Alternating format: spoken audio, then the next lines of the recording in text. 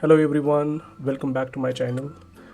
In this Intune playlist, I have shown you the how to enroll the device, what is the autopilot, and how you can enroll the device manually or with the autopilot. In this video, I'm going to talk about compliance policy, what is the use and where you are going to use that, or what is the purpose of creating the compliance policy. So let me do some recap what we have done already. This is the one device virtual machine that we have enrolled already, and we have enrolled this device with the autopilot. You can check that settings by going into the device and then click on the Windows and then go to the Windows enrollment, and then you will see this device is already registered for autopilot. And then you can see the deployment profile that we have created already for the autopilot, and you can go to the properties and see all the settings that we have created for our autopilot onboarding. And then the main portal, that is enrollment status page, where we have mentioned how this device is going to enroll and which are the applications are the mandatory. So this policy again I have applied to all devices. Now, since our very first device already enrolled in the Office 365, and you can see that device here when you go to the all devices, and you can see this device is already enrolled properly and the compliant status is here. And when you go to the device compliance here, right on this overview page, you will see the device compliance policy I have already assigned, but it's showing the error message because my machine that I have enrolled, that is a virtual machine, and because of the virtual machine there are few things don't apply properly. So because of that it's creating some problem. So I will show you, and I will show this when I enroll my next machine, the physical laptop I'm going to enroll in this my tenant, and then you can see this compliance policy status properly. Meanwhile, I will take you to the compliance, how you can create the compliance policy for your organization. So basically you need to go here in a devices, and when you go to the devices, and you will see this here under the policy, you will see the compliance policy. Okay, so the compliance policy, and I have already created one, that is this Windows 10 11 compliance policy. And when you click here, I'm just going to I'll run through all the settings and what I have applied as of now. So when you click on the properties, and these are the basic information, but I'll take you one by one. So basic information is same, the information about my policy, that I mentioned the platform, which platform it's going to target, and the profile type. Okay, so I'm going to edit, and this compliance settings, all these compliance settings divided in three broad category, but I'll take you, or I'll discuss one by one. The custom compliance policy is basically you can create a script, PowerShell script, and the JSON validation file. Against that JSON validation file you can have your own compliance checklist, and you can, and based on that you can mark a device as a compliant or non-compliant, right? So this is the main, this is like if you want to go against like a specific settings you want to trigger, and based on that you want to make that device compliant or not compliant, that way you can do this. And then second is the device health.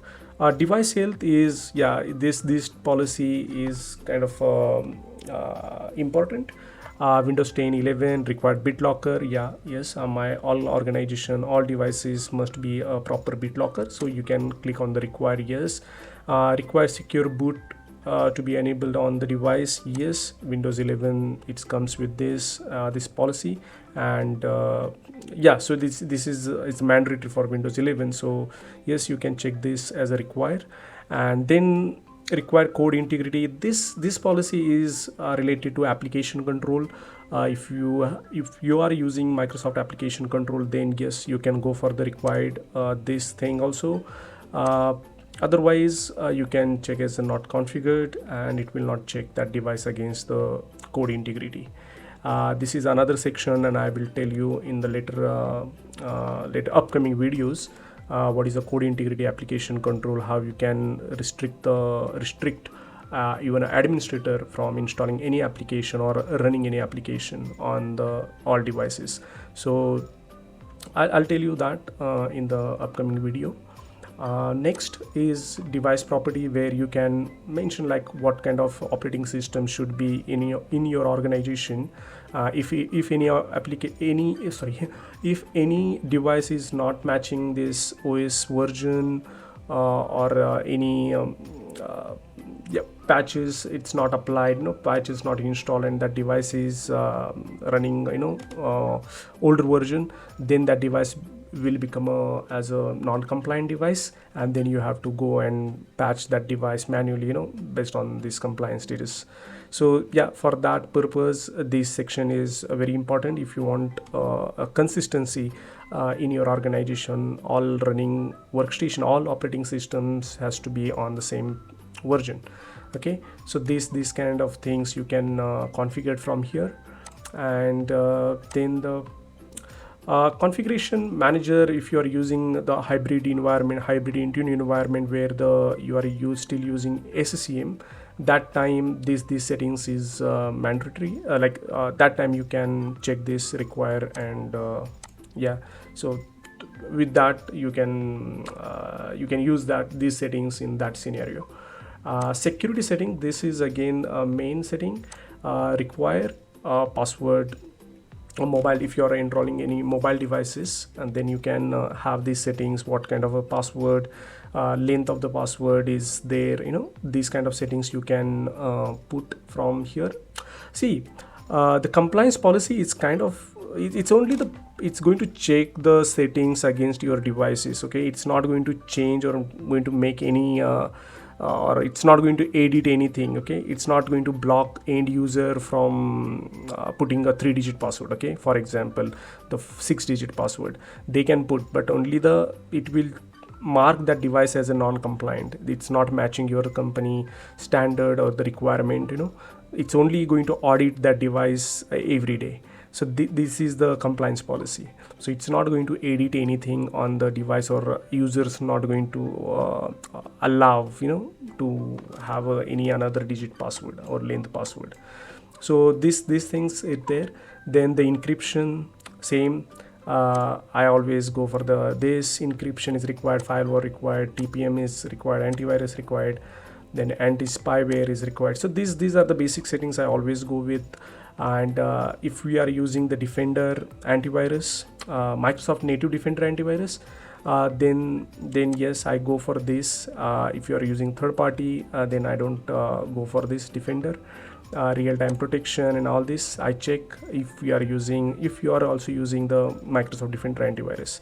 And same goes with this, if you are integrated your Microsoft Defender for Endpoint, that antivirus with the Microsoft Intune, then how you are going to treat those devices. If those devices are not compliant, how we are going to detect, like it's based on this policy. If any device is above, if I set this as medium, so if any device is above medium and high, those devices marked as a compliant, those devices will mark as a non-compliant devices. So this policy will take that, and based on this device will be marked as a non-compliant. So these are the audit kind of checklist that you need to put on your all devices, and make your devices up to date on the same platform everyone is using. That way you can maintain the security. Then I'll just save this, and anyways I'm not going to apply right now. And then how you mark this device non-compliant, 0 scheduled day after non-compliance. So it's mark device immediately, and then there is a send email to end user. So you can send the email and you create an email notification. I'll tell you that how you can do these options. Yeah, so as per my experience, and always it's work, whenever you create a compliance policy, always remember you apply this compliance policy on user level. Okay, the assignment always apply this to the all users. If you are going with the specific group or all devices, most of the time this policy doesn't work properly, or the data that you get from the compliance, it's not correct. I mean, it's not correct, like it's going to be the correct eventually, but problem is the immediately you will not get a proper result. So if you want proper accuracy with your compliance policy, then I recommend always apply compliance policy to all users, and the compliance policy will give you the maximum accuracy.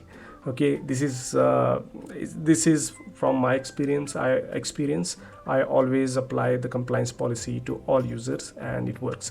So in a security point of view, what is the purpose of this? Like, see, one purpose is to maintain your device or the platform on a standard, maintain some standard, have all the devices on the same version, everything is antivirus is installed, BitLocker is enabled, that checklist, that audit is just happens continuously, so you can have a assurance that all these devices are properly compliant.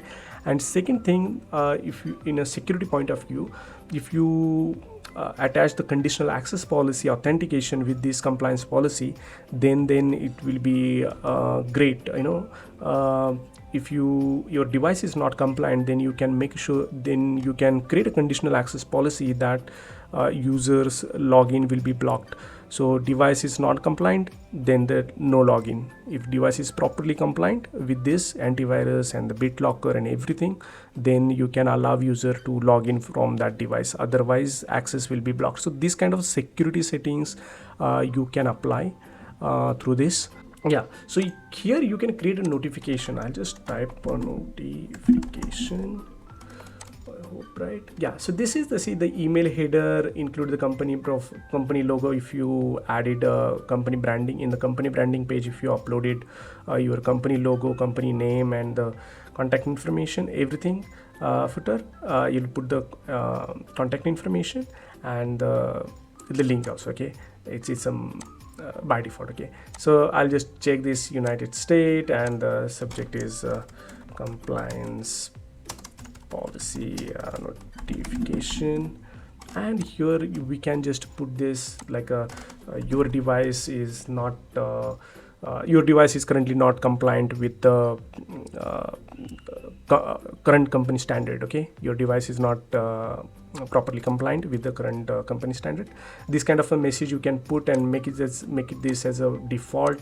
And yeah, I just created this policy. Okay, and when we create a compliance policy, like I'll just go back to my policy, and here when in the properties, I'll show you this action for non-compliance, and here you can select that send email to end user, and I can select the template here from the template that I just created, and this template will send the email to that user to contact IT admin to make that device properly compliant. That email will go to his inbox, then he can check, and then he can reach out to IT department to sort this and or make that device properly compliant, right? So these kind of things you can apply from the compliance perspective, and it's very good feature, and everyone should use this compliance policy in your organization to maintain the proper standard, and for audit purpose also, you can have this compliance policy. Yeah, this is the small demo for this device compliance, and next video I will talk about the application installation, third-party application installation with different methods. Yeah, so see you in the next video. Thank you. Bye bye.